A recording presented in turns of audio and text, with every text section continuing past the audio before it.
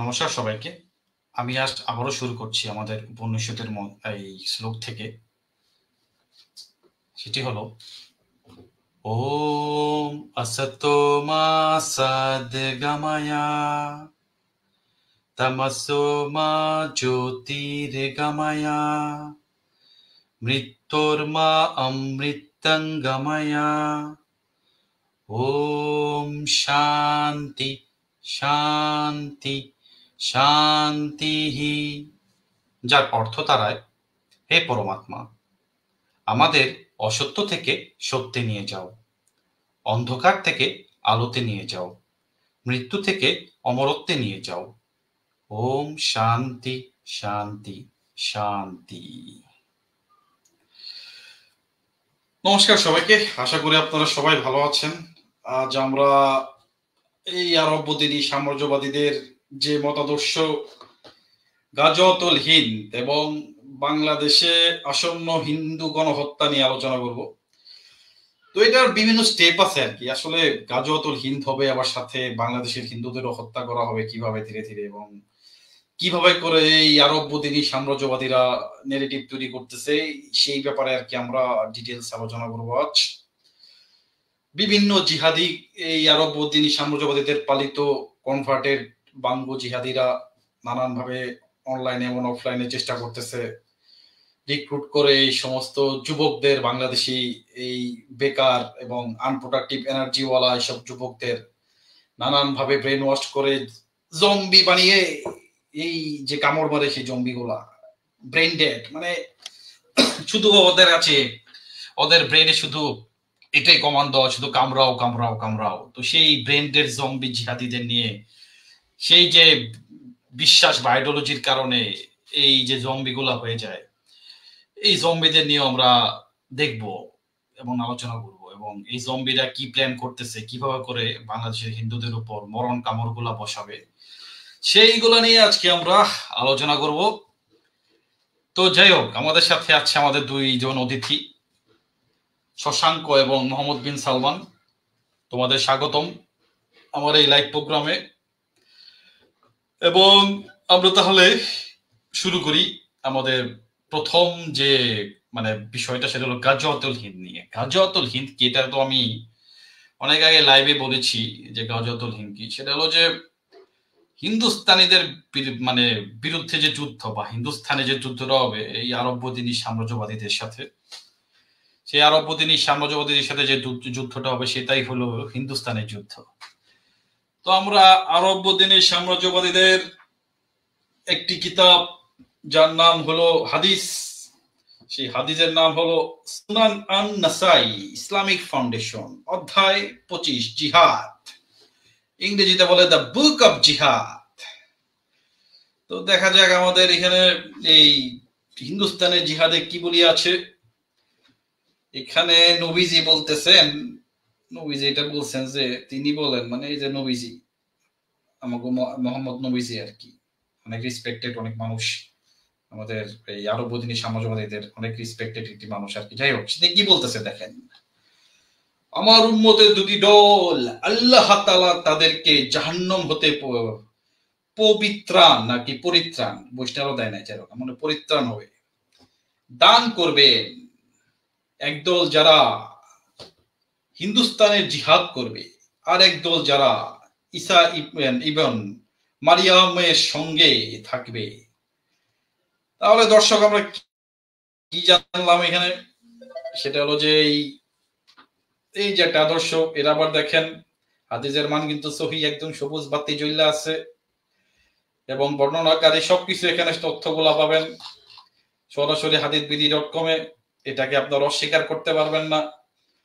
তো মনে করেন বাংলাদেশের এই সমস্ত যুবক বা এই যে জিহাদি কম আছে, এই মুমিন মুসলমানেরা, সেই জিহাদি মুমিনরা কিন্তু তাদের শর্টকাট ওয়ে হইল জাহান্নাম থেকে পবিত্র পড়ে। যত গুনাহ টুনা করুক, এরা নানান জায়গায় মনে করেন হিপোক্রিসি দেখায়, এদিক ওদিক যায় আকাম কুকামও করে। এখন আকাম কুকাম করলেও তো আবার এই আরব্যদিনী সাম্রাজ্যবাদীদের ঈশ্বরের ভয় তো থাকে। এখন তার ডরে এই যে ঈশ্বর, আরব্য ঈশ্বরের ভয়ে আবার যাতে জান্নাত পায় জাহান্নামের আগুন থেকেই কয়, তো শর্টকাট ওয়ে খুঁজে তখন সে শর্টকাটটা বয়ে এলো এই যে হিন্দুস্তানের জিহাদ, মানে হিন্দুদের স্থান, হিন্দুস্থান এই যে আমাদের উপমহাদেশ আল হিন্দ আরবদের ভাষায় বলে, সেই আল হিন্দে আর কি হামলা কইরা হিন্দুদের কচুকাটা করবে, সেখানকার নরনারী শিশুদের যৌন মার্কেটে নিয়ে বেচবে, যৌনদাসী বানাবে এবং তাদের সাথে জোরপূর্বক যৌনকেলি করবে আর কি।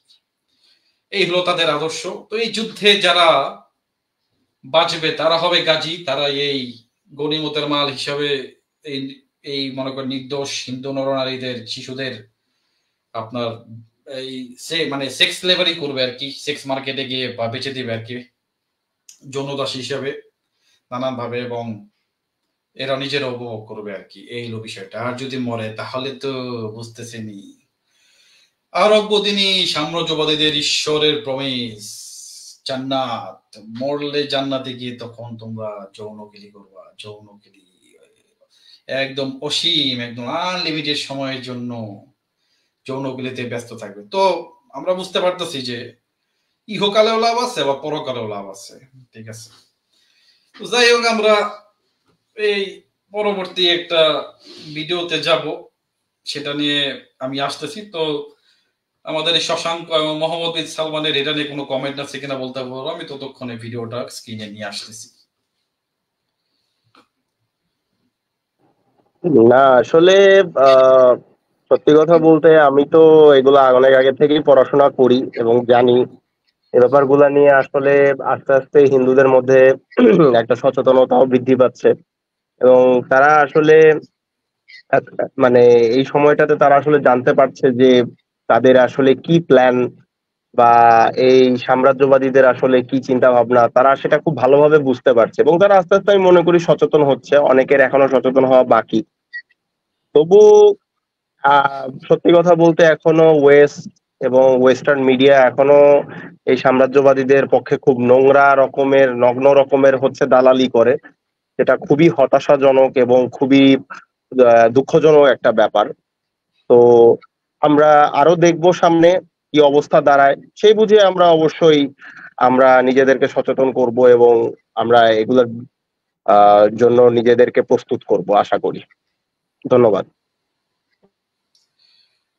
ওকে, আমি একটা ভিডিও এখন সামনে আনতেছি। আপনারা সবাইকে চেনেন, খুবই বিখ্যাত, খুবই বিখ্যাত আমাদের সুন্দর একটা বাংলাদেশে ফাউন্ডেশন চালায়, যার ফাউন্ডেশনের নাম হইল আল সুন্নাহ ফাউন্ডেশন।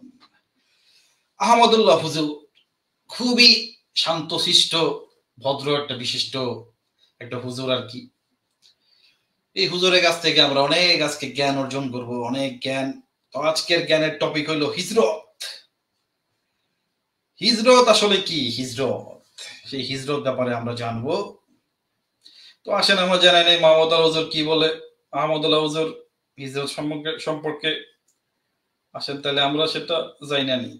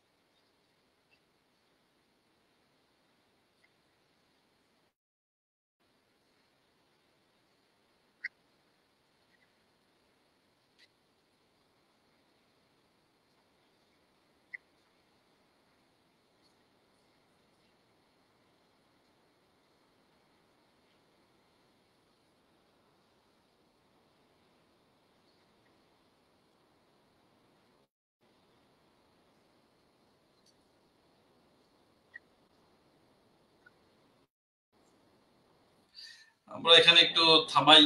সেই বিষয়টা হইল যে এই যে হিজরত আল্লাহকে খুশি করার জন্য, এই আরব্যদিনী সাম্রাজ্যবাদীদের যে ঈশ্বর, আল্লাহকে খুশি করার জন্য কিন্তু আপনাকে আপনার মাতৃভূমি, আপনার প্রিয় জায়গা ত্যাগ করে কঠোর ট্রেনিং এ যেতে হবে, কঠোর ট্রেনিং। এবং সেই কঠোর ট্রেনিং এ আপনাকে এমন মানে অস্ত্র মানে আপনার ট্রেনিং নিতে হবে আর কি, ঠিক আছে, সেই সশস্ত্র ট্রেনিং এ আপনাদের জিহাদের ময়দানে একদম ই করতে হবে আর কি। আচ্ছা, আমার মানে সাউন্ডটা মানে শোনা যায় না? সাউন্ড মানে শোনা যায় না। আচ্ছা ঠিক আছে, আমরা তাহলে ভিডিওটা আবার প্লে করি এবং স্ক্রিনটা মনে হয় শেয়ার হয় না ঠিক মতো। আমি আবার অডিও সহ শেয়ার করতেছি। শেয়ার অডিও তো দেওয়া হয়েছে। তোমরা কি শুনতে পারছো অডিওটা, যারা স্ট্রিমে আছো? দাদা, অডিও নট অডেবল। ওকে, তাহলে ক্রোম ট্যাবের মধ্যে এটা নিয়ে আসি। হিজরত, এখন যেই ঘটনাটা সাহাবীদের কাছে এত বড় বিষয় হলো। এখন শোনা যায়? জি দাদা, এখন কি অডিবল। শোনা যাচ্ছে? ওকে ঠিক আছে, তাহলে আবার আমরা জানি এই আহমদুল্লাহ হুজুর থেকে আমরা আবার শুনি। হিজরত, যেই ঘটনাটা সাহাবীদের কাছে এত বড় বিষয় হলো যে সেই ঘটনাকে স্মরণীয় করে রাখবার জন্য একটা সনের গণনা শুরু করে দিয়েছেন। ঘটনাটা তাৎপর্যপূর্ণ না হলে এবং সবচেয়ে তাৎপর্যপূর্ণ না হলে তো সাহাবীরা এটা করতেন না। নবীজি সাল্লাল্লাহু আলাইহি সাল্লামের নবুয়তের ঘটনাটা অনেক বড় ঘটনা, সেটাকে ধরে সনগণনা শুরু করেন নাই, সেটাকে গোড়া করে সনগণনা শুরু করেন নাই, করেছেন হিজরতকে। তাহলে হিজরতটার তাৎপর্য এবং গুরুত্ব খোলাফায়ে রাশেদার কাছে, সাহাবায়ে কেরামের কাছে যে অনেক বড় ছিল, সেটা তো বলার অপেক্ষা রাখেন। এই হিজরতটা আসলে কি? হিজরত শব্দের অর্থ হলো ত্যাগ করা। রাসূল আকরাম সাল্লাল্লাহু আলাইহি ওয়াসাল্লাম সাহাবায়ে কেরাম যে হিজরত করেছেন, সেই ঘটনা ছিল মাতৃভূমি, প্রিয় দেশ, প্রিয় জায়গা, নিজ অঙ্গন, এটাকে ত্যাগ করে তারা আরেক জায়গায় চলে গেছেন আল্লাহর নির্দেশে। মক্কাকে ছেড়ে মদিনায় চলে গেছেন। অনেক অনেক ধন্যবাদ আমাদের আহমদুল্লাহ হুজুর, আমাদের খুব একটা ভালো একটা জ্ঞান দেওয়ার জন্য। আল্লাহর নির্দেশে হিজরত করতে হয় এবং আমাদের প্রিয় মাতৃভূমি ছেড়ে চলে যেতে হয় এই ট্রেনিং এর জন্য, আল্লাহকে খুশি করার জন্য। হিজরত করা আসলে অনেক কঠিন, অনেকেই বলে। তো আমরা এটা অনেক বড় ভিডিও, আপনারা সার্চ করে নেবেন, দেখবেন। আমি একটু এটাকে টেনে 4.5 মিনিটের কাছাকাছি সময় নিয়ে যাই, তারপরে শুনেন সে কি বলে, হিজরতটা কি আসলে আরো ডিটেলসে জানতে পারবো। তোমরা দেখি। ছটফট করে কিন্তু শান্তিটা পায় না। শান্তি হলো ত্যাগে, ভোগে না। এই জন্য হিজরতের যে মূল তাৎপর্য, মূল চেতনা, সেটা আমাদেরকে ধরে রাখতে হবে। আমরা ত্যাগ করব কার জন্য? সেটা ব্যক্তিকে হতে পারে, প্রতিষ্ঠানকে হতে পারে, কর্মস্থলকে হতে পারে, প্রতিবেশীকে হতে পারে, বন্ধু বান্ধবকে হতে পারে, যে কোনো মানুষকে হতে পারে। ত্যাগ করব কার জন্য? আল্লাহর জন্য। এটাই হলো ইসলাম, এটাই হলো দ্বীন। অতএব হিজরতের এই চেতনাটা আজ আমাদের মধ্যে কতখানি আছে, সেটা নিজেকে নিজে জিজ্ঞাসা করা উচিত, সেটাকে রিয়েলাইজ করা উচিত, সেটাকে স্টাডি করা উচিত এবং এটাকে ঝালাই করা উচিত যদি কোথাও ত্রুটি থাকে। একদম মাহমুদুল্লাহ হুজুর একদম বলে দিল একদম ক্লিয়ারলি সবকিছু। তো আমরা এই হিজরত আমাদের কেন করতে হবে, কোথায় করতে হবে, কিভাবে করতে হবে, এটা তো জানাই দিল। ঠিক আছে, কোনো কাকে করতে হবে, এটা ব্যক্তিও হইতে পারে, প্রতিষ্ঠান হইতে পারে, অনেক কিছুই হইতে পারে এটা নিয়ে। তো আসেন আমরা এখন আমাদের বাংলাদেশের এই যে জিহাদি কম তৈরি হয়েছে যুবক, সেই যুবকরা কিন্তু বাংলাদেশের নানান জায়গায় হিজরত করতে গিয়ে আমার এই দেশের সিকিউরিটি গার্ডদের কাছে বা আমাদের যে বাহিনী আছে তাদের কাছে কিন্তু ধরামরাও খাইছে, বুঝছেন ভাই। সেটা নিউজটা আমরা একটু জানবো আর কি, আসেন দেখে আসি। তো আমরা সেই নিউজটা স্ক্রিনে আনতেছি, আপনারা একটু অপেক্ষা করেন। এই তো নিউজটা চলে আসতেছে। কোথায় কোথায় কোথায়? এইখানে। এই তো, আপনারা কি দেখতে পারতেছেন? মনে হয় না, আমি এখানে নিয়ে আসতেছি। সায়দাবাদ বাস টার্মিনাল, চট্টগ্রাম ও টেকনাফ থেকে আল কায়দা মতাদর্শের 6 জনকে গ্রেপ্তার করেছে counter terrorism and transnational crime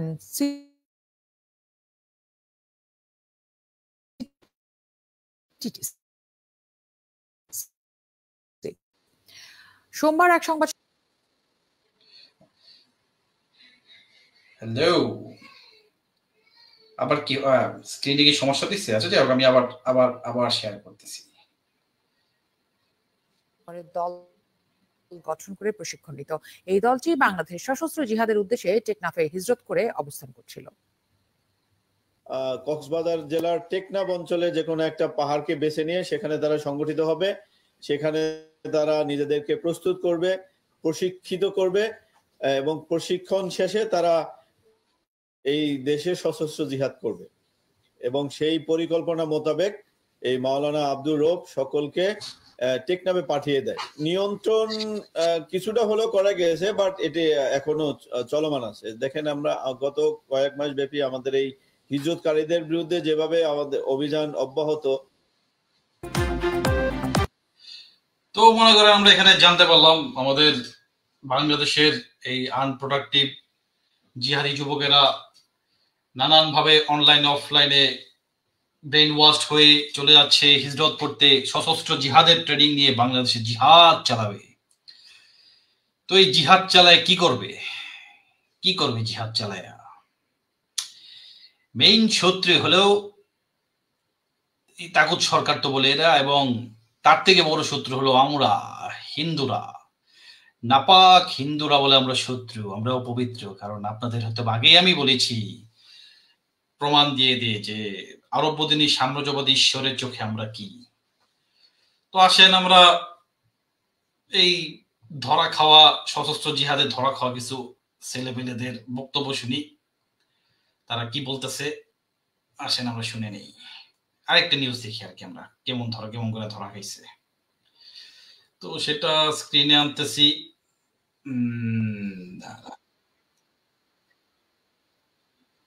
Bandarban ও রাঙামাটির পাহাড়ি এলাকায় অভিযান চালিয়ে জঙ্গি ও বিচ্ছিন্নতাবাদী সংগঠনের সঙ্গে যুক্ত থাকার দায়ে 10 জনকে গ্রেপ্তার করেছে র্যাব। তাদের মধ্যে নতুন জঙ্গি সংগঠন জামাতুল আনসার ফিল হিন্দাল সার্কিয়ার 7 জন এবং পাহাড়ি বিচ্ছিন্নতাবাদী সংগঠনের 3 জন রয়েছে। এ সময় তাদের কাছ থেকে অস্ত্র ও গোলাবারুদ উদ্ধার করার কথা জানায় র্যাব। Desk report. বান্দরবানের রুমা ও রোয়াংছড়ি উপজেলার বিভিন্ন স্থান এবং রাঙামাটির দুর্গম পাহাড়ি এলাকা থেকে র্যাব বিপুল পরিমাণ অস্ত্র ও গোলাবারুদ উদ্ধার করে। পার্বত্য এই দুই জেলার গহীন অরণ্যে লুকিয়ে থাকা সন্ত্রাসীদের ধরতে যৌথ বাহিনীর অভিযান চলে গত 10 থেকে 15 দিন ধরে। গত 18 তারিখ থেকে ওইসব এলাকায় পর্যটক ঢুকতে নিষেধাজ্ঞা দেয়া হয়। অভিযানে উদ্ধার ও গ্রেপ্তারের বিষয়ে আজ সকালে বান্দরবান র্যাব কার্যালয়ে বিস্তারিত জানান সংস্থাটির লিগ্যাল অ্যান্ড মিডিয়া উইং এর পরিচালক কমান্ডার খন্দকার আল মঈন। বলেন, নতুন জঙ্গি সংগঠন জামাতুল আনসার ফিল হিন্দাল সার্কিয়া শীর্ষ নেতাদের ধরতে পাহাড়ে অভিযান শুরু হয়। সম্প্রতি জঙ্গিবাদে জড়িয়ে নতুন করে কথিত হিজরতের নামে ঘর ছাড়া তরুণরা জামাতুল আনসার হয়ে পাহাড়ি এলাকার আস্তানায় আশ্রয় নেয়। এসব আস্তানায় হিজরত করা তরুণদের ভারী অস্ত্র চালানোর প্রশিক্ষণ দেওয়া হয়। বেশ কয়েকজন তরুণ উগ্রবাদে জঙ্গিবাদে জড়িত হয়ে তারা। আচ্ছা, এই যে হিজরত নিতেছে প্লাবনে, এই ব্রেন ওয়াশ জম্বি গুলা গিয়ে অস্ত্র ট্রেনিং নিয়ে তারা পরে সশস্ত্র জিহাদে এরা নেমে যাবে আর কি। নেমে গিয়ে এরা বাংলাদেশের যত মুনাফিক মুসলমান এবং কাফের টাফের আছে তাদেরকে একদম মেরে সাফ করে দিবে। সেই অস্ত্র ট্রেনিং নিতেই তারা গিয়েছিল এই হিজরতে। তো অনেক পোলাবান আছে, ধরা মরা খায়, কিছু বোকা শোকা ছেলেপেলে আছে ঠিক মতো আপনার ওই বুঝে না আর কি, ধরে রাখতে পারে না নিজের আইডেন্টিটি বা কোথায় লোকে আছে এগুলা। এখন তো ওই টেকনোলজির যুগ, তো ধরা মরা খায়া যায়, আগের মতো তার ওরকম সময় নাই। তার মধ্যে আবার আছে এখানে ওদের ভাষায় তাগুত সরকার।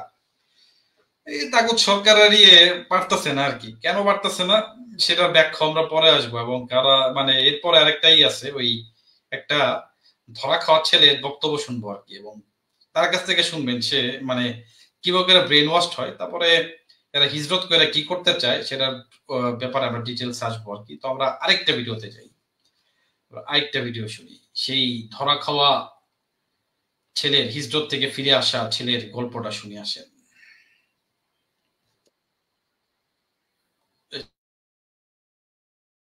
এটা হলো সেরেছে। আবার চলে আসছি 2020 করোনার সময় আমি তখন বাড়িতে থাকি। ওই টাইমে আমার খালাতো ভাই যে নিহাল, সে 10 দিনের জন্য এই বাড়িতে বেড়াইতে আসে, আমার গ্রামের বাড়িতে ব্রাহ্মণবাড়িয়া। ওই টাইমে সে আমাকে এইসব বিষয় নিয়ে বুঝায়। তখন আমি তার কথায় এতটা পাত্তা দেই নাই।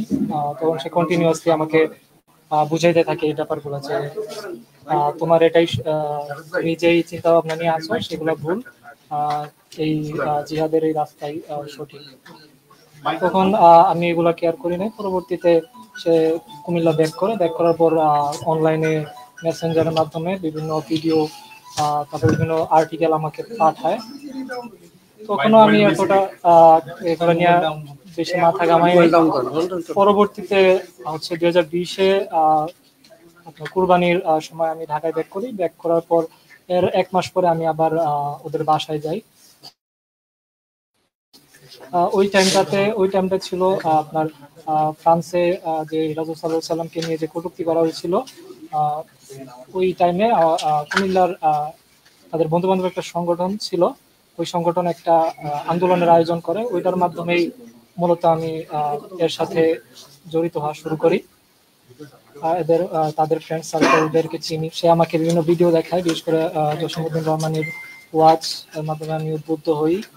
আস্তে আস্তে বিভিন্ন ধরনের প্রশ্ন আমার মনে জাগে, এগুলা আমি আমার বিভিন্ন খালাতো ভাইকে করি এবং সে বিভিন্ন সময়গুলো আমার রিপ্লাই দিত। এভাবে আস্তে আস্তে আমি জড়াই। পরবর্তীতে একটা সময় আমার খালাতো ভাইয়ের যে ফ্রেন্ড, যারা আরো 3জন ছিল, ওরা সবাই একটা গাইডলাইনের আন্ডারে আসতে চায়, একটা নেতার আন্ডারে আসতে চায়। পরবর্তীতে একটা সময় ফাহিম ভাইকে খুঁজে পায়। তারপর ফাহিম ভাইকে খুঁজে পাওয়ার পরে আপনার 2021-এর জুলাইয়ের দিকে আমরা নূর মসজিদে 1 ঘন্টার জন্য একটা মিটিং এর আয়োজন করা হয়। তারপর আমাদের বিভিন্ন ফেক নাম সেট করা হয়, এগুলা নিয়ে 1 ঘন্টা আলোচনা হয়। হিজরতের যখন কথাটা আসে, তখনই মানে আমার ফ্যামিলিকে ছেড়ে চলে যেতে হবে, এই কথাটা আমি পুরোপুরি মেনে নিতে পারতেছিলাম না।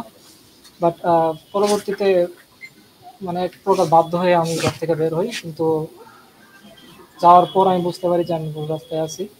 তখন আমি বের হওয়ার চেষ্টা করি। তারপর একটা সময় পটুয়াখালী থেকে সুযোগ পাই, তখন আমি ঘর থেকে বের হয়ে আমি কোনো ট্রেনিং অংশ নিই, কিছু বলতো না, জাস্ট ট্রেনিং, যেটা প্রস্তুতি, ওইটার জন্য, ওইটার উদ্দেশ্যে আমাদের প্রস্তুতি, সশস্ত্র প্রস্তুতির কথা বলছি। কি করা তো আপনাদের করা তো বলতে স্যার আমি তো হয় নাই আমার প্রস্তুতি, মানে আমি তো ওই স্টেজ পর্যন্ত যাইতে পারিনি, মানে যাইনি। আমি স্যার এই স্রোতের উদ্দেশ্যে পটুয়াখালী পর্যন্ত যাই, তারপর আবার চলে আসছি।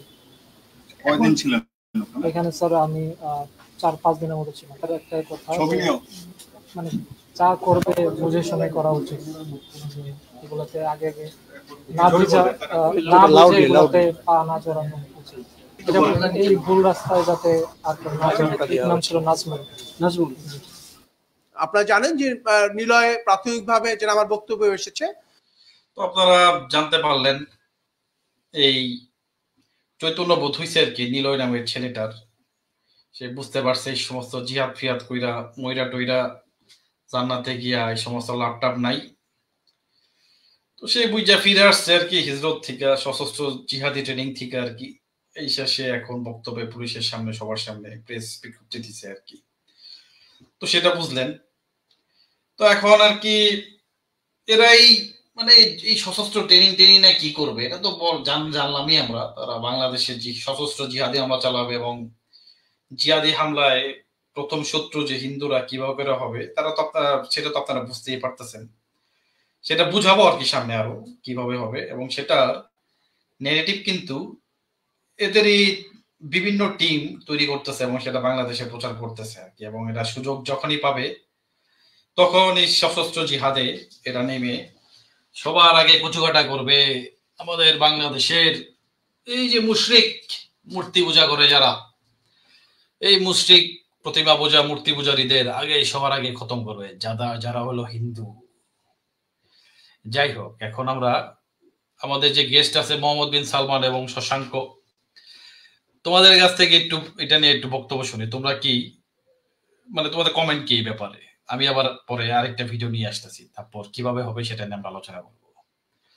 তো বলো তোমাদের কমেন্ট কি এটা নিয়ে।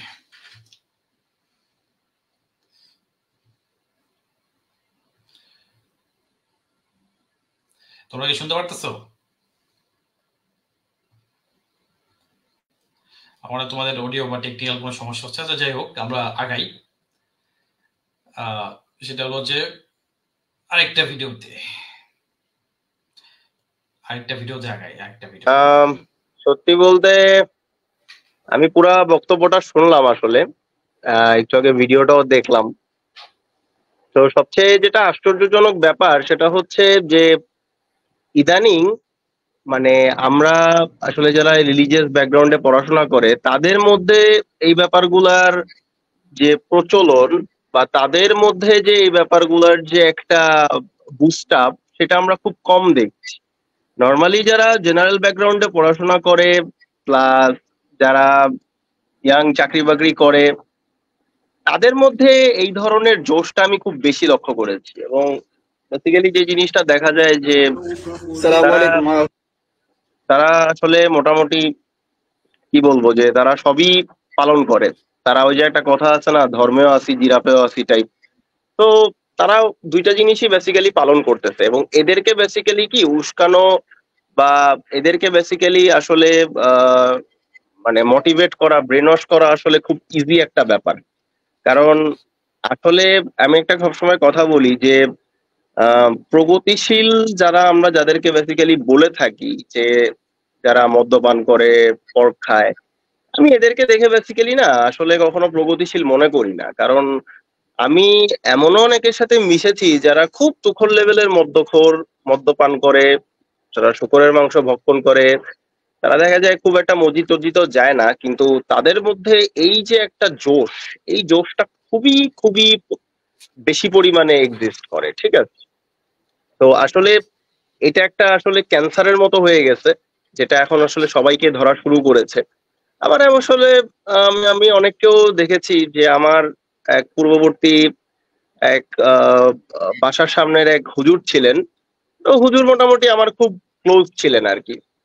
তো কথা প্রসঙ্গে বলতে বলতে বলতে বলতে কথা বলতে বলতে হুজুরের সাথে আমি বেশ ভালো একটা বন্ধুত্ব তৈরি করি। তো হুজুর একদিন নিজেই কনফেস করে বসেন যে এই বিষয়গুলো আসলে তাকে কি পরিমাণ কষ্ট দিচ্ছে, জ্বালা যন্ত্রণা দিচ্ছে। আসলে তারাও অসহায়, আসলে অনেকে পেটের দায়ে এই জায়গাটা ছাড়তে পারে না। পেটের দায়, সম্মানের দায়, তারপর হচ্ছে জীবনের দায়। তো তিনি আমাকে অনেক অনেক কথাগুলো আসলে বলেছিলেন। আসলে এখন সব বলতে গেলে আসলে লাইফটা বড় হয়ে যাবে।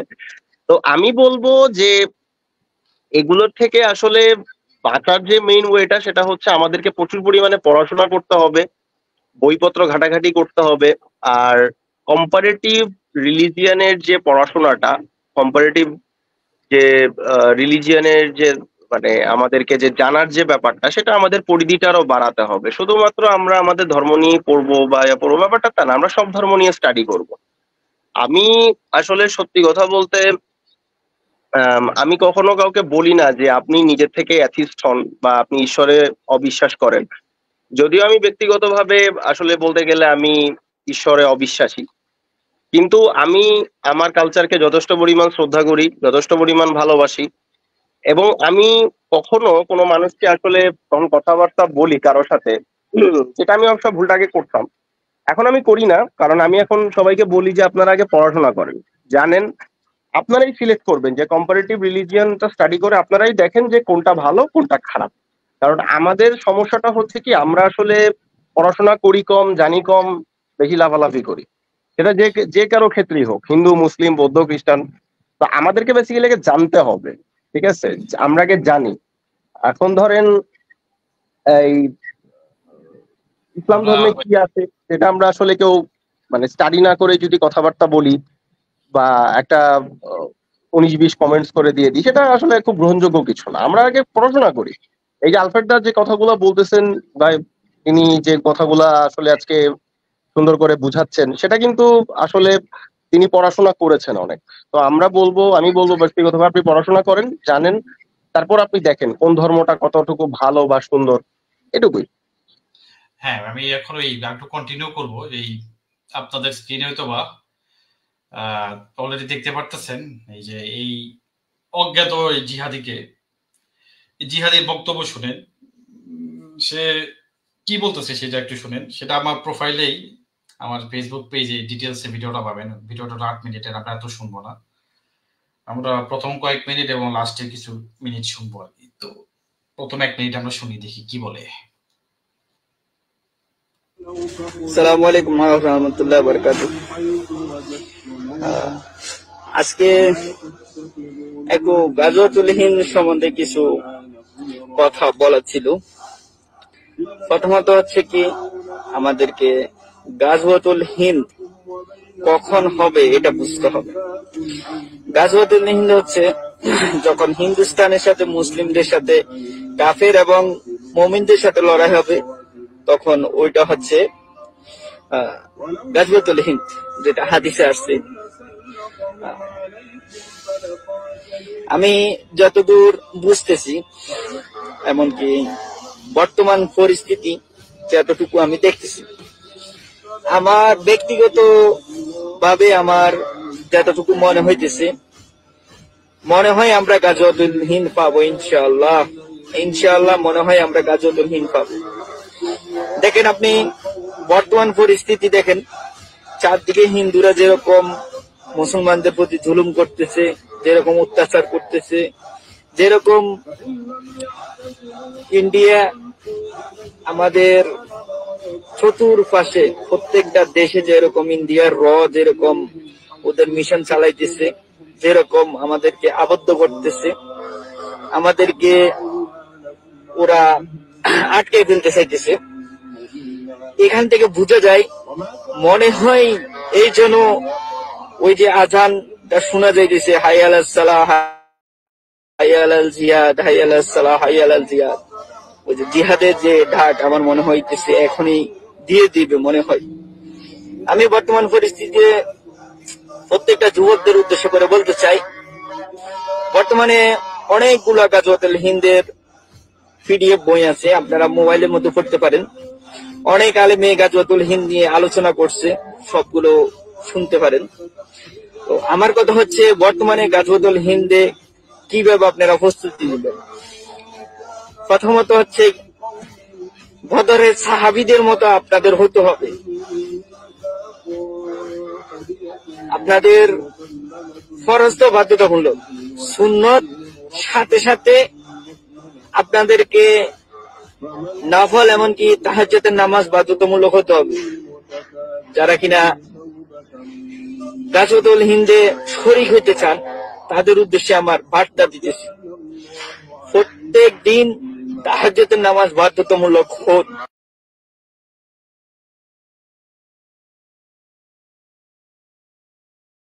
তো এখন মনে করেন যে আমাদের এই যে জিহাদি ভাইয়ের বক্তব্য শুনলেন, এই ব্রেন ওয়াশ জম্বি যে জিহাদি ভাইটি খুবই ইমানদার, খুবই একদম মানে টপ লেভেলের ইমান পালন করতে এসে আরববাদী সাম্রাজ্যবাদীদের যে ঈশ্বর আল্লাহকে খুশি করার জন্য এবং কাফের মুশরে মানে হিন্দুদের মারার জন্য সে গাজওয়াতুল হিন্দে যুদ্ধ করার জন্য প্রস্তুত, এবং সে খুবই ডেডিকেটেড এটা নিয়ে।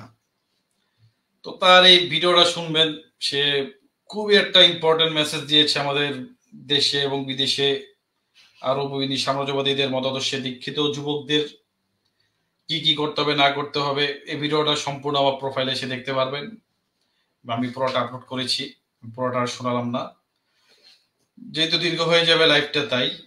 তো এখন আমরা বর্তমান প্রেক্ষাপটে বাংলাদেশের রাজনীতির অবস্থাটা কি সেই ব্যাপারে আমরা জানি আর কি, এবং কিভাবে করে হিন্দু গণহত্যাটা হবে আর কি সেটা জানি। আসলে আমরা ওই ভিডিওটায় চলে যাই।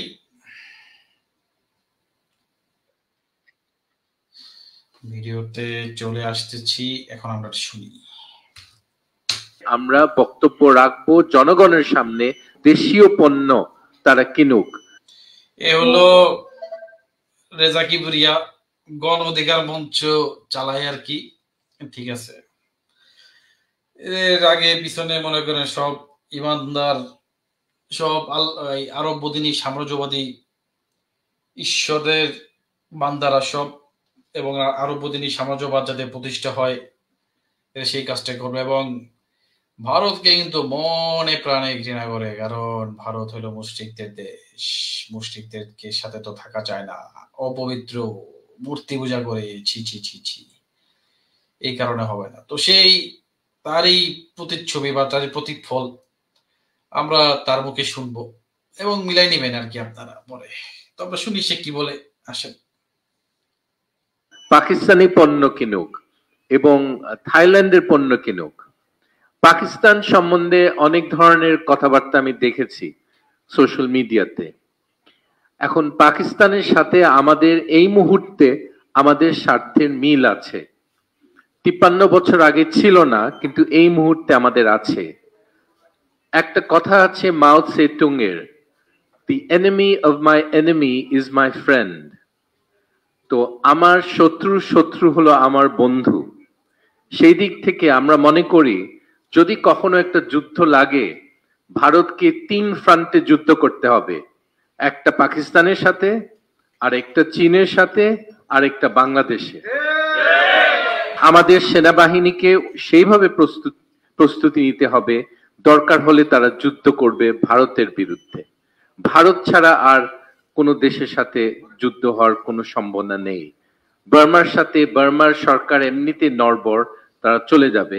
বার্মার সাথে ওইরকম শত্রুতার সম্পর্ক রাখার দরকার নাই। কিন্তু ভারতের সাথে আমাদের এই সম্পর্ক কখনো ঠিক হবে না। আগেও খারাপ ছিল, এখনো খারাপ, ভবিষ্যতেও খারাপ থাকবে। তো এই আগেও খারাপ ছিল এই যে মুশরিকদের কারণে, কারণ মুশরিকদের তো ঘৃণা করতে হবে। আমি এর আগেও আরব বদিনী সাম্রাজ্যবাদীদের কিতাব থেকে আপনাদের দেখিয়েছি মুশরিকদের কেন ঘৃণা করতে হয়, পূজা করে এবং সৃষ্টির নিকৃষ্টতম মানে জীব হিসাবে ধরা হয় আর কি মুশরিকদের আর কি। তো এই কারণে ভারতটা যেহেতু হিন্দু মেজরিটি, তো তাদের সাথে এই কারণেই সম্পর্ক ভালো ছিল না, বর্তমানেও নাই, ভবিষ্যতে হবে না। এটা একমাত্র আরব বদিনী সাম্রাজ্যবাদী মতাদর্শের কারণে। এটা হবে না, এটা হবে না, হবে না, হবে না। আসুন আমরা এই আমাদের এই আরব বদিনী সাম্রাজ্যবাদীদের উপমহাদেশের পালিত বাঙ্গু সমাজের ইন্টেলেকচুয়াল রেজা কিবরিয়ার থেকে আরো শুনি তিনি কি বলেন। তো রেজা সাহেব শুরু করেন, আবার শুনি আপনি। কারণ আমাদের স্বার্থের মিল নাই। আমাদের স্বার্থের মিল আছে নেপালের সাথে, শ্রীলঙ্কার সাথে, পাকিস্তানের সাথে। চীনের সাথে অত বেশি না হলেও চীনের তো তারা খুব খারাপ সম্পর্ক ভারতের সাথে, এবং তাদের ৬২ যুদ্ধের পর তারা ভারতকে যে শিক্ষা দিয়েছিল, ভারত খুব সহজে চীনের সাথে যুদ্ধ করার কোনো পরিকল্পনা করছে না। তারা তখনও মার খেয়েছে, এবারও আবার মার খাবে যদি চীনের সাথে তারা কোনো কিছু চেষ্টা করে। ৬২-তে তাদের রাষ্ট্রপতিকে জিজ্ঞেস করেছিল যে আমাদের ফ্রন্ট লাইনের একজন লেফটেন্যান্ট জেনারেলকে নাকি চীনরা তারা ক্যাপচার করেছে, তারা তার কাছে আত্মসমর্পণ করেছে, তাদের দিকে চলে গেছে। রাষ্ট্রপতির উত্তর ছিল, আই এম সরি, কিন্তু খবরটা সঠিক না। সে দুঃখিত যে এই লোকটাকে চীন ক্যাপচার করতে পারেনি। এই অবস্থা। তারা এত খারাপ পারফরমেন্স দিয়েছিল ৬২-তে। তখন তো চীন শক্তিশালী ছিল না, এখন অনেক বেশি শক্তিশালী। এনিওয়ে, ভবিষ্যতের জিওপলিটিক্সটা অন্যরকম হবে। আমাদের দেশে আমরা ভারতের অনুমতি নিয়ে ক্ষমতায় যাব আমি আশা করি না, এবং আমি মনে করি মঞ্চে উপবিষ্ট কেউ মনে করেন না। ক্ষমতায় গেলে জনগণের মতামত নিয়ে আমরা ক্ষমতায় যাব ইনশাল্লাহ। এখনো অনেক বিরোধী দলের নেতা আছে যারা মনে করে ভারতকে তোষামোদ করে আমরা কোনো মতে যদি তোষামোদ করতে পারি আমাদেরকে ক্ষমতায় নিবে। আমি আপনাদেরকে জানাতে চাই এটার কোনো সম্ভাবনা নেই। আমি প্রথমেই যে কথাটা বলেছি, তারা একটা বিডিআর খুনে ভারত এবং ভারতীয় সরকার এবং শেখ হাসিনার সরকার আবদ্ধ। একজন আরেকজনকে ছাড়তে পারে না এবং ছাড়বেও না। ভারত জানে শেখ হাসিনা সরকারের পতনের পর, পতন কি করে হবে সেটাও আলাপ করব, পতনের পর তখন আসল সত্যটা বের হয়ে আসবে। এই যে পতনের পর অনেক কথাই বললো, যুদ্ধ, ভারতের শক্তি নাই চায়নার সাথে, হ্যান ত্যান, পতন কিভাবে হবে সেটাও পরে বলবে সে, তো সেটা তোমরা জানা গেছি পতন কিভাবে করাবে। এই যে ছেলেবেলাদের নিয়ে জঙ্গলে নিয়ে ট্রেনিং মনিং দেওয়া হইতেছে, সশস্ত্র ট্রেনিং, বিভিন্ন জায়গায় ক্যাম্প তৈরি করতেছে, বিভিন্ন জায়গায় তৈরি করে এরা প্রশিক্ষণ নিয়ে সশস্ত্র জিহাদে নিয়ে পড়বে বাংলাদেশে এবং পতন ঘটাবে এবং ভারতের সাথে যুদ্ধ লাগাবে। চায়না যুদ্ধ শুরু করে দিলে পাকিস্তান শুরু করে দেবে, এনারাও শুরু করে দিবে। এবং এই যে আরব বদিনী সাম্রাজ্যবাদীদের যে একটা জঙ্গি গোষ্ঠী আছে IS খোরাসান, এদের উদ্দেশ্যই হলো গাজওয়াতুল হিন্দ করা। এবং আমাদের বাংলাদেশের যে সমস্ত এই আরব বদিনী সাম্রাজ্যবাদী মতাদর্শে দীক্ষিত যে যুবকরা আছে, যারা ধর্মান্ধ, মানে দিনে অন্ধত্বের আর কি, দিনের প্রতি যার অন্ধত্ব বেশি আরব বদিনের প্রতি, সেই অন্ধ যুবকদের এরা ট্রেনিং করায়। এবং এরা বিশেষ করে এখন বাংলাদেশে তো ধরা যাচ্ছে, এটা না কেন তারা আফগানিস্তানে চলে যায়, আফগানিস্তানে গিয়ে এরা সেই ট্রেনিং গুলা নেয় আর কি, আল কায়দা বা বিভিন্ন তালেবানি গোষ্ঠীর থেকে আর কি। তো এটা ওই যে জঙ্গির মুখে মুখোশ পরা যে এটা দেখছেন, ওটা শুনবেন, বক্তব্য শুনবেন পুরোপুরি, তাহলে আরো ভালো মতো বুঝতে পারবেন। এবং কয়েকটা এরকম অনলাইনেও জঙ্গি আছে, এরা ওই আফগান যে হাক্কানি নেটওয়ার্ক, এই হাক্কানির অনেক ফ্যান। কারণ আফগানিস্তানে দারুল ইসলাম প্রতিষ্ঠা হয়ে গেছে, বাংলাদেশ এবং ভারত এবং অন্যান্য জায়গায় বাকি অখণ্ড ভারত এরাও চায়, কিন্তু ইসলামিক রিপাবলিক অফ ভারত সেটা চায় আর কি, হিন্দুদের সব ইয়েদের খতম করে আর কি, ঠিক আছে। তো এর মধ্যে সফট আমাদের যে রেজা কিবরিয়া সাহেব আছেন, তিনিও একজন হলো, সেটার কথাই বললেন একটু খুবই সফট ওয়েতে আর কি, কিন্তু আসল উদ্দেশ্য হলো গাজওয়াতুল হিন্দ করার। এখন গাজওয়াতুল হিন্দ যখন এই যে মনে করেন যুদ্ধটা ঘটবে, মনে করেন চায়না তাদের ইকোনমিক বা কোন একটা কারণে তাদের তো আর আদর্শগতই না, তারা হলো দুনিয়া দখলের ধান্দা, ভারত এই জন্য তাদের হলো কাটা হয়ে আছে আর কি। যাই হোক, এই কারণে ভারতে যদি চীন আক্রমণ করে আর কি, বা সরি চীন যদি ভারতকে আক্রমণ করে, তাহলে ওই পাকিস্তান এবং অন্যান্য যে অ্যালাইস গুলো আছে তারাও কিন্তু ভারতকে আক্রমণ করার খোয়াইশ রাখে আর কি। ধরলাম পাকিস্তানও করলো এবং বাংলাদেশও করলো, এবং যে কিবরিয়া সেদিনে বললো যে আমাদের আর্মিদেরও প্রস্তুতি নিতে হবে আর কি। প্রস্তুতি নিল, মনে করেন ভারতের সাথে যুদ্ধ শুরু হইলো, এবং ভারতের সাথে মানে একটা নিউক্লিয়ার ট্রায়াড দেশ, এই নিউক্লিয়ার ট্রায়াড দেশের সাথে যে মানে জলে, স্থলে এবং আকাশে বা বিমা মানে বাতাসে আর কি, সে নিউক্লিয়ার যুদ্ধ করার ক্ষমতা রাখে, সেই দেশে চীনে আক্রমণ করবে এখন আগের মতো। মানে সে বলে চীন শক্তিশালী এখন, কিন্তু ভারত কি শক্তিশালী না? ভারতকে কি এতই মানে দুর্বল মনে করেন একটা নিউক্লিয়ার ট্রায়াড একটা দেশকে, আর আপনারা যুদ্ধ করবেন? তো যাই হোক, যুদ্ধ তো হোক না হোক, যদিও হয়, মনে করেন ভারত যদি 3 ফ্রন্টে যুদ্ধ করে, যদি নাও পারে আমাদের এই এলাকার যে মানে আমাদের যে উপমহাদেশের এই জম্বিগুলা, সেই জম্বিগুলো আসলে বাংলাদেশের হিন্দুদের কুচুকাটা করবে। তখন এই 71-এ হয়েছে লাস্ট জেনোসাইড, হিন্দুদের বড় জেনোসাইড হয়েছে 71-এ, এবং এই জেনোসাইডটা আবারও ঘটবে। সেটা হলো যে এই সুযোগের জন্য এটা অপেক্ষায় আছে, এবং এই সুযোগটার জন্যই এরা ট্রেনিং নিতেছে আর কি, নানাভাবে যে কোনো টাইম এই ট্রেনিংটা নিয়েই এটা যুদ্ধে ঝাঁপাই পড়বে আর কি। তো যাই হোক, আমরা কিবরিয়া সাহেবের লাস্ট বক্তব্যটা শুনি কয়েক সেকেন্ডের, তারপর আমরা আসবো যে তারা আসলে কিভাবে করে করবে, সেটা নেগেটিভ তো লাগবে একটা, সেটা কারণ, সেই কারণগুলো সম্পর্কে আমরা জানবো। তো আমরা একটু লাস্ট কয়েক সেকেন্ড আমরা শুনে নিই। ভারতীয় কমান্ডোরা কি করে আমাদের বীর সেনা বাহিনীর অফিসারদেরকে হত্যা করেছে, এই খবরটা আওয়ামী লীগের সাহায্যে তারা এটা করেছিল, এই খবরটা বের হয়ে আসবে এই সরকারের পতন হওয়া মাত্রই।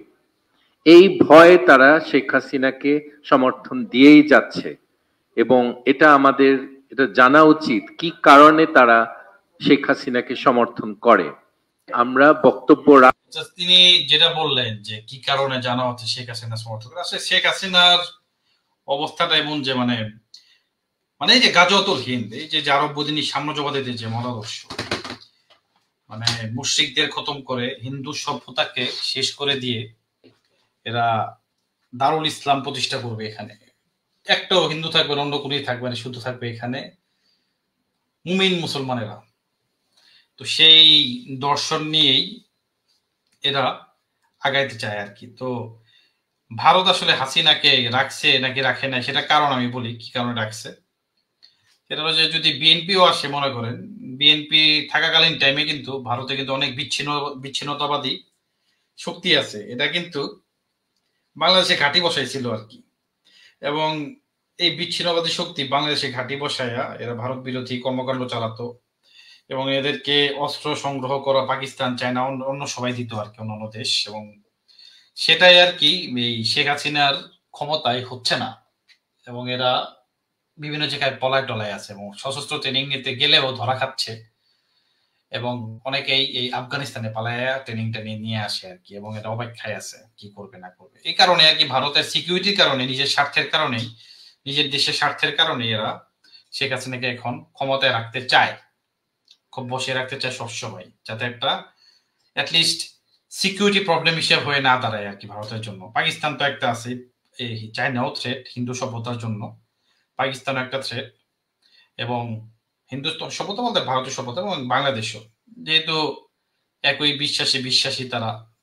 রেজা কিবরিয়া সাহেব বলছেই যে আগেও ছিল না সম্পর্ক ভালো, এখন হবে না, ভবিষ্যতে হবে না। এর কারণ হলো একমাত্রই বিশ্বাস, আরববাদী সাম্রাজ্যবাদীদের বিশ্বাস।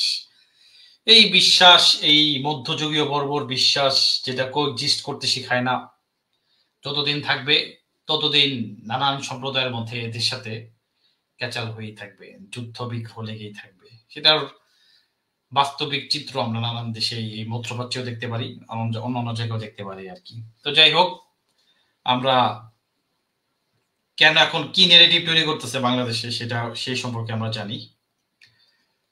তো গণহত্যা চালানোর জন্য এটা তো এত তো কারণ লাগবে, হুদাই তো মারা যায় না। এখন আমরা সেই কারণগুলোর সম্পর্কে জানি। আসেন, তো আমি কারণগুলো দেখাইতেছি, স্ক্রিনে নিয়ে আসতেছি। এই তো শেয়ার স্ক্রিন।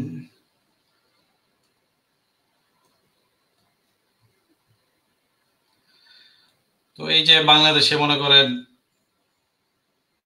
এই আপনার এই যে মুমিন জিহাদিরা আছে, তারা আমি রাইট স্ক্রিনটা শেয়ার করি। হ্যাঁ, এই তো এই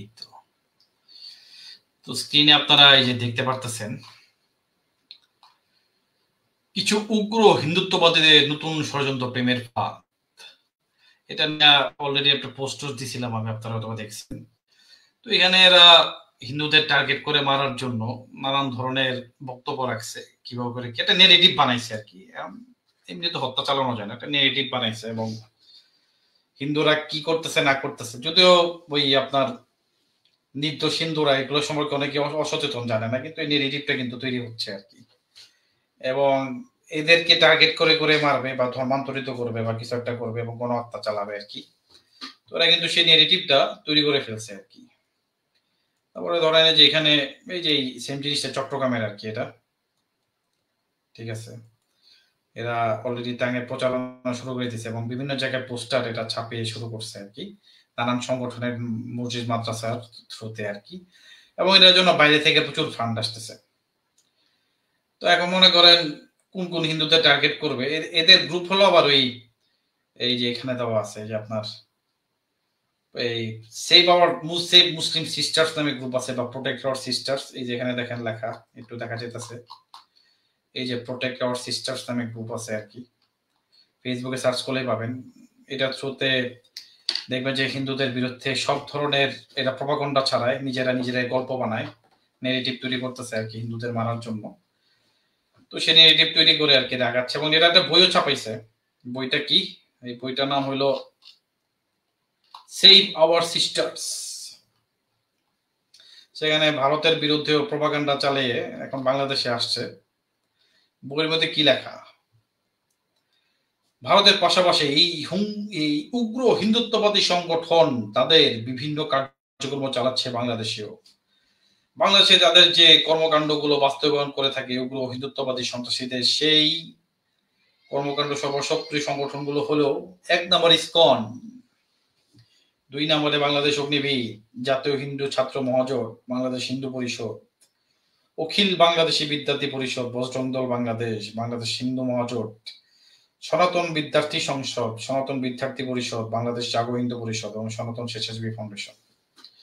তো এরা মোটামুটি সেই সমস্ত সংগঠনকে টার্গেট করছে যারা এই আরবদিনী সাম্রাজ্যবাদী এই যে ধর্মান্তকরণ করে বা দিনীকরণ করে, এই দিনীকরণকে আটকানোর কাজ করতেছে আর কি কারণে আর কি, মানে ওরা তো দিনী দাওয়াত দেয়, সেই দিনী দাওয়াত কাজে দেয় না যদি আমরা আমাদের ধর্ম সম্পর্কে সঠিক জ্ঞান রাখি এবং রাখি, তখন কাজে দেয় না বইলা এরা যে সমস্ত সংগঠন এই চৈতন্যবোধ জাগ্রত করার জন্য কাজ করতেছে সেই সমস্ত সংগঠনকে এরা অলরেডি টার্গেট করে ফেলছে এবং এদেরকে উগ্র হিন্দুত্ববাদী সংগঠন ডাকতেছে। আসলে এরকম কিছুই না, আমরা জাস্ট আমাদের ধর্ম সম্পর্কে জানাচ্ছি, আমরা আমাদের ধর্ম প্রচারের অধিকার রাখি এবং আমরাও প্রচার করবো, আমরা আমাদের মাঝে প্রচার করি, আমরা তো আর মুমিন মুসলমানদের যে বলতেছি না। তো আমাদের এই সংগঠনগুলোর কারণে এই কনভার্ট করার রেট আর কি ওদের অনেক কমে গেছে এবং এই কারণে ওরাও খুশ, কারণ দারুল ইসলাম শান্তিপূর্ণভাবে করতেছে না, শান্তিপূর্ণভাবে না করলে তখন সশস্ত্র জিহাদ করে মাইরা করতে হবে আর কি। তো এখন পারতেছে না বলেই এরা এই নেগেটিভ তৈরি করছে আর কি মারার জন্য আর কি, যারা এই কার্যক্রম চালাইতেছে আর কি, আমাদের বোনদের হ্যান করতেছে ত্যান করতেছে, এই উগ্র সংগঠন বাংলাদেশকে খেয়ে দিবে এটা ওইটা। তা আসল কাহিনী হলো হিন্দু বিদ্বেষের কারণে হিন্দুদের মারতে চায়। তো এই নেগেটিভ তৈরি করে এখন এই সংগঠনের যারা আছে ছেলেপেলে বা সম্পৃক্ত যারা আছে সদস্য তাদের হয়তো বা লিস্ট বানায় ফেলছে এবং লিস্ট বানায় হয়তো বা এক টাইমে যখনই সুযোগ পাবে এই যে রেজা কিবরিয়া বললো আর কি, সেই সুযোগ পেয়ে আর কি তখন গণহত্যা চালাবে আর কি, এর অবস্থা। তো আপনারা বুঝতে পারতেছেন ব্যাপারটা কোন দিকে যাচ্ছে। বাংলাদেশের হিন্দুরা আপনারা আসলে কি করবেন, আপনাদের পূজা পার্বণ এই মানে করতেছেন ভালো কথা, কিন্তু আপনাদের জন্য কিন্তু ভবিষ্যতে খুবই খারাপ দিন আসতেছে এই জঙ্গি সন্ত্রাসী গুলার কারণে, এই আরবদিনী সাম্রাজ্যবাদীদের এই জঙ্গি জিহাদি বাহিনীর কারণে। এবং এদের সব জিহাদ বলেন হাট জিহাদ বলেন সব সংগঠন এদের একসাথে মিলে কাজ করতেছে, নেগেটিভ বানিয়ে প্রচার করতেছে আর কি। এটা খুব শীঘ্রই আমার মনে হয় যখন এরকম কোনো ক্রাইসিস হবে ওই 71-এর মতো আবার একটা গণহত্যা এরা চালাবে আর কি। তো সেই নেগেটিভই তৈরি হইতেছে, ভবিষ্যতের আরো নেগেটিভ বানাবে। তো এই হলো কাহিনী। তো যাই হোক, আমার উদ্দেশ্য হলো আপনাদের এটাই বলা। তো এটা আরএসএস নিয়েও বলছে আর কি কাহিনী, নানান কাহিনী আর কি। যাই হোক, তো মেইনলি বাংলাদেশের আমরা ফোকাস রাখতেছি এখন, বাংলাদেশটাই এরা হিন্দুদের আগে করবে, কারণ ভারতে তো পারবে না, ভারত একটা নিউক্লিয়ার ট্রায়াড দেশ, এই মানে ওইখানে গিয়ে ওরা সরাসরি যুদ্ধের মুখে পারবে না, এত সোজা না ভারতের সাথে যুদ্ধে যাওয়া। চায়নাও ওই হাতাহাতি করে আর কি, এসে বর্ডারে এসে কামান দেয়, গোলাগুলি করে না, কারণ জানে যে এখন শক্তিশালী ভারত, ওই তেরামি করা যাবে না, এদের কাছে নিউক্লিয়ার পাওয়ার আছে, ঠিক আছে, এবং আরো সামরিক শক্তিতে আরো উন্নত হইতেছে ভারত, ধীরে ধীরে আরো উন্নত হচ্ছে। এত সোজা না এখন ওই যুদ্ধ করে চালানো, কিন্তু যুদ্ধ করতে যে নাও পারে, এটার হিংসা বিদ্বেষটা উঠাবে আর কি বাংলাদেশের হিন্দুদের উপর, সেটার নেগেটিভ তৈরি হয়ে গেছে। এবং ভারতের সাথে যেমন বাংলাদেশের মেজরিটি ভারতকে পছন্দ করে না দিনী বিশ্বাসের কারণে, আরবদিনী সাম্রাজ্যবাদীদের বিশ্বাসের কারণে, মতাদর্শের কারণে। তো ওইটার সাথে যোগসূত্র করে বাংলাদেশে এরাও চালাইতেছে, বাংলাদেশের হিন্দুরা সেই নেগেটিভ তৈরি করতেছে, সেই নেগেটিভ তৈরি করে এখন এই যে কোনো হত্যাগুলা চালাবে। তো এটাই আর কি এদের মেইন টার্গেট। তো এটাই আর কি। তো আমার উদ্দেশ্য হলো এক্সপোজ করে এগুলোকে আপনাদের সবার সামনে নিয়ে আসা। এখন আপনারাই বুঝবেন আপনারা কি করবেন, বাংলাদেশে আপনারা কিভাবে সার্ভাইভ করবেন এবং কি উপায় আছে সেটাই ভাবতে থাকুন। পরবর্তী প্রজন্মকে আপনারা কি একটা পরিবেশে রেখে যাচ্ছেন বা কিরকম পরিবেশে আপনি বড় করতে চান সেটা নিয়েও ভাববেন, ঠিক আছে। তো আমার বক্তব্য আজকে এই পর্যন্তই, এবং লাস্টে আমি এটাই বলতে চাই, সেটা হলো যে আপনারা যারা যে সমস্ত এই উগ্র জিহাদিরা, মুমিন জিহাদিরা আমার এই লাইভ শুনতেছেন, আপনারা এই আসরিক এই মতাদর্শ ছেড়ে আপনারা সত্য সুন্দর একটি অন্য অন্য ধর্ম, অনেক শান্তিপ্রিয় ধর্ম আছে, সেগুলোতে আসেন। এই টাইপের এই আসরিক এই মতাদর্শ থেকে বেরিয়ে আসেন, কারণ এটা আপনাকে, আমাকে এবং আমাদের সবাইকে পৃথিবীর জন্য মানে একটা কেয়াস তৈরি করবে আর কি। এবং কেয়াসের কারণে আমরা দুই কমিউনিটি এবং সব কমিউনিটি সবাই আমরা ক্ষতিগ্রস্ত হব। আমাদের উচিত মানব সভ্যতাকে এগিয়ে নিয়ে যাওয়া এবং একসাথে আমাদের বসবাস করা সুখে শান্তিতে এবং কোএক্সিস্ট ভাবে একে অপরকে সম্মান জানিয়ে। এই দিনে ঘৃণা, হিংসা, বিদ্বেষ এগুলা আপনারা, আপনাদের মধ্যে যদি চৈতন্য বোধ হয়, আপনারা মানবিক হবেন যখন, এই পাশবিক গুণাবলী থেকে মানবিক গুণাবলীতে যখন আপনারা এই রাগ বিদ্বেষকে রূপান্তরিত করবেন খুবই অধ্যবসায় এবং যোগের সাহায্যে, একমাত্র তখনই আপনাদের মধ্যে চৈতন্য আসবে, এর আগে না। কারণ আপনারা এখন রাগে হিংসায় এখনো মগ্ন, এবং আরবদিনী সাম্রাজ্যবাদীরা আপনাদের সেভাবে করেই আপনাদের বন্দী বানায় রাখছে, আপনাদের চিন্তা শক্তিকে। এবং আরবদিনী সাম্রাজ্যবাদ কিভাবে কাজ করে সে ব্যাপারে আমরা পরবর্তী কোন এক লাইভে আমরা জানবো। তো ধন্যবাদ সবাইকে, আজকে এই পর্যন্তই। সবাই ভালো থাকবেন এবং জগতের সকল জীব সুখে থাকুক, সেই প্রার্থনা করি আমি আমার লাইভটা শেষ করছি। ধন্যবাদ সবাইকে, নমস্কার।